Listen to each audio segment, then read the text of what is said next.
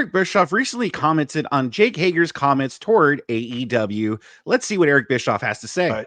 Well, he decided to spill the beans on a lot of AEW stuff. He said something along the lines of there being a talent meeting. And he decided to take some shots at Tony Khan. He says, after all the Punk shit that went down, the boys got together and we had a meeting. This was the boys only, no office. Sting's in there, Show, Jericho, Brian, Mox. They're all standing rather, at the front of us, talking us through this shit. And lo and behold, who comes in the room storming in? It's Daddy's little billionaire. He's yelling at us because I think it was Dax and Cash didn't want to come in. They didn't like the storyline, so they refused to come to TV that day. And he was like, listen, I'll put you in a 6-man 6 minutes before the show and you're going to do it. And we're all feeling disrespected. I still to this day wish I would have stood up and said a lot of things. You just told Sting that you're going to put him in a 6-man in 6 minutes and then you're going to honor him for his retirement. We became his little playthings. We had to wait outside of his office. His storylines were very good at debuting, but he could never carry anything through. It got to the point where you couldn't tell him anything. He couldn't take criticism. He was fucking up and we were all just having to deal with it. We all had blood, sweat, and tears put into that company. We were all there from the beginning. We all had our careers behind us that helped build that company. And then we all just had to sit side by side and couldn't do anything because he wanted to run it the way he wanted to run it. I mean, that's quite a rant there about Tony Khan, but I mean, on some level, isn't this the way it always has worked in wrestling? I mean, we've heard forever and ever guys had to wait outside of Vince's office. And I know everybody's individual story is most important to them, but if you've got 100+ talent under contract, there's just not enough time in the day to make everyone happy all the time. I'm not trying to stand up for Tony here, but I am saying some of this sounds like sour grapes, in my opinion. I don't know. Where do you land on all this? I think much of what Jake said is probably true. And it's not the first time we've heard it. If we're going to be really honest about it and have this discussion, I won't sugarcoat it. But I have heard consistently from people that have no gripe, no bitch, that happen to be there about how things operate behind the scenes. And I withstood my fair share of consistent criticism from guys like Dave Meltzer about the chaos backstage in WCW. And from what I've heard from people who I trust, who have no vested interest in telling me what they think I want to hear, it's way worse than WCW ever was. And we've seen it play out. It's not like we have to take anybody's word for it, for crying out loud. We've seen it. And they've used it on television to promote themselves. So do I think Jake is misleading or overstating? No, I don't. Because it's consistent with just about everything else I've heard. And we've seen play out on television. So no. It's unfortunate. I still feel the same way. I wish he wouldn't have done it for his own benefit.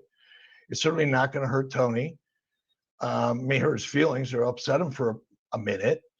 But at the end of the day, the only person that's ultimately going to hurt is Jake, because when you do that kind of shit, here's maybe this is why I feel the way I feel.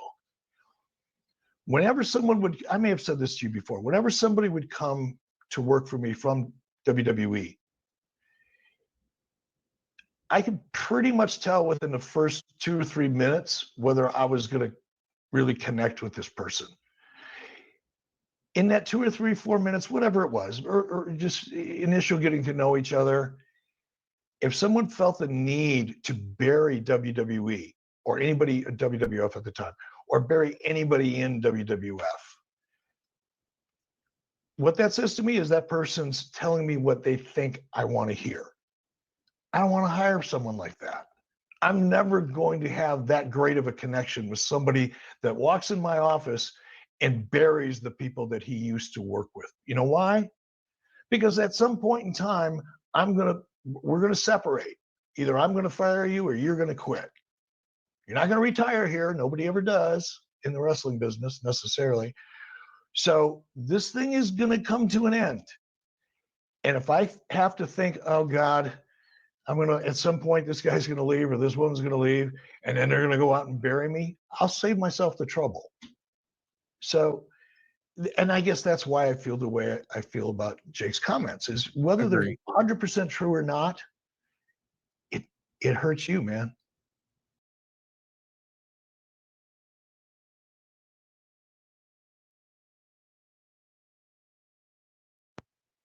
Well, Eric Bischoff is correct on a few things here. Basically, yes, you never burn your bridges, well, anywhere, but especially in wrestling. Because in wrestling, all these wrestlers they go to different companies, and like Eric Bischoff said, not a lot of people retire in the same company they started with. Not usually. There might be some special exceptions. They have the Undertaker here there in the WWE, who was there from what 1990 up until the very end, until he retired in the 2010 sometime. And so you have special cases like that, sure. But for the most part, yes, he's right. People aren't going to retire or stay in the same place forever in the wrestling business. So he is right when it comes to Jake Hager's comments that it's probably not the smart thing to do to burn your bridges, because you never know what happens. Who knows? What if something happens, the WWE has to close down and AEW becomes the biggest game in town? It is never a smart thing to do. Are Jake Hager's comments true? Probably, because we've heard from multiple people that is the case.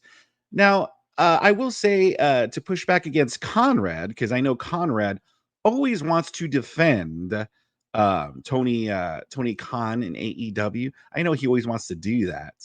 But what I will say is that there's a difference between Vince McMahon and Tony Khan.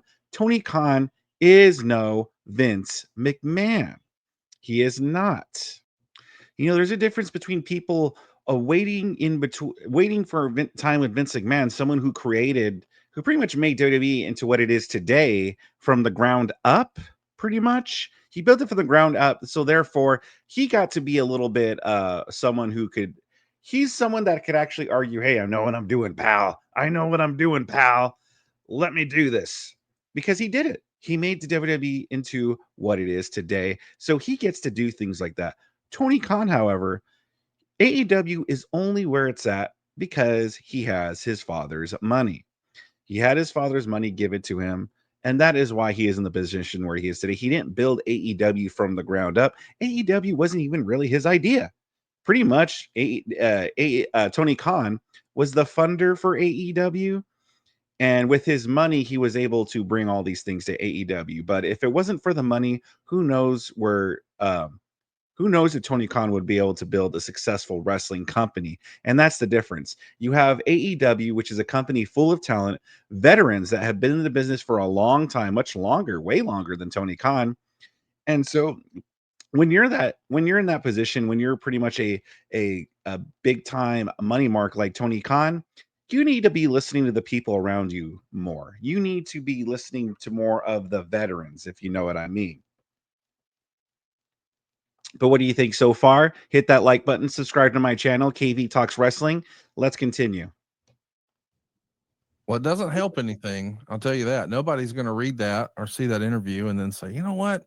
On second thought, let's bring him in. Let's do business with that guy. Like, that's probably for the same reason. Because if it doesn't work out, who wants somebody out there with a megaphone burying you? Well, here's the reality. Let's just be honest. You say if it doesn't work out, it never works out. It never works out. If you have 100 talent under contract, it's never going to work out where the office and all 100 talent are happy all the time. I've never heard of that ever, not just in wrestling, but anywhere, in any company, in any organization, in any business. It's never going to work out for everyone. There's always going to be people who were disappointed and, hey, we thought it was going to work out better than it did, and it just didn't, and we move on. But the idea that, I don't know, I thought it was odd that he had these strong statements about Tony Khan, but he didn't say anything about Vince McMahon. Because it's not like all of Vince's creative was a home run. It's not like people weren't frustrated with the way Vince managed. I don't know. It's weird that he just randomly in the middle of the pod said, at least once a day, I say, F Tony Khan. Tony Khan lives in this dude's head now. That's weird. I don't want that for Jake. See, that's what I mean. That's what I mean. Like, Conrad is pretty much he always defends AEW. Like, yeah, Vince McMahon and Tony Khan are not the same. They're just not. And WWE has a long established history. AEW hasn't. AEW has been around for what, 6 years now, which I mean, good for them. but they started up here and they've been on a decline, where WWE has had ups and downs, but overall has had way more success than AEW. So I think Jake Hager knows that it's probably smarter to not really criticize WWE too much, but it might be easier to criticize AEW. Not saying that he should. Again, it's important never to build your bridges. But once again, Conrad, Tony Khan is no Vince McMahon. It was odd. Oh, well, hopefully he'll move on. He will have learned a lesson that I learned multiple times over the decades. So I'm sure he'll survive. There's no doubt he'll survive. I'm pulling for him. He's in the trucking business now. Wrestling's in the rearview mirror, at least for now, but he's got a couple of trucks. He's actually manning one. He's hired another driver. I like when guys find success after wrestling, but somebody who is still actively wrestling is Cash Wheeler. He took issue with those comments about FTR, and he actually posted a private text message conversation between himself and Jake Hager to sort of clear the air, where he sent the tweet and Jake said, "I apologize if you're upset." I said, "I think it was you two." Didn't say it definitely was, but that meeting happened. And Cash responded, "I know, but to say I think and then actually say our names make us look like asshole. But it wasn't even us. We're assholes, but we show up to work." And Jake said, "I apologize. I shouldn't have said your names, especially when I didn't know for sure." So I can appreciate that Jake is walking back some of this, but it's a little silly. It's another example of why you don't do this. Right? These guys are so freaking fragile. I mean, this is like, it's like we're talking about our kids in grade school. I mean, this is, it just makes me laugh. These fragile. There's Dax and Cash. Oh my God! Yeah, you said my name. Oh God! Don't get that stirred up again. But Eric Bischoff's absolutely correct. 100% correct. Dax and Cash, they are both sensitive. They're both very fragile. You can't mention anything. Jake Hager didn't really say anything too badly. But to get all upset about it, like, dude, chill the F out. I don't care. What do I care? You know what I'm saying is true. If you don't, everybody else does. This fragility in professional wrestling has got to stop. Well, but you know the reason Cash does it, because the internet trolls are going to be, "Oh, these guys don't even show up to work," and that's not true. And I hear you. And guess what? By posting that reaction, yeah, you're going to fire those internet trolls up even more. You think damned if you do, damned if you don't. You're better off if you don't when it comes off like that. Come on. Yeah, you're better off if you don't. Listen, haters are going to hate no matter what. Trolls are going to troll no matter what. And so don't feed the trolls. Let people say what you want. If the people are going to say, you don't show up to work, hey, listen, as long as you have a job, if Tony Khan's happy with you, then who cares what the people have to say? But some of these wrestlers like Dax and Cash, they're so sensitive. They don't know how to take any sort of criticism. And Eric Bischoff's absolutely based and correct on his take with Dax and Cash, and also Jake Hager but Conrad here, Conrad Thompson, always has to stick up for AEW. Which, by the way, is he wearing a kimono? What's he wearing? But what do you guys think about this clip? Sound off in the comment section below.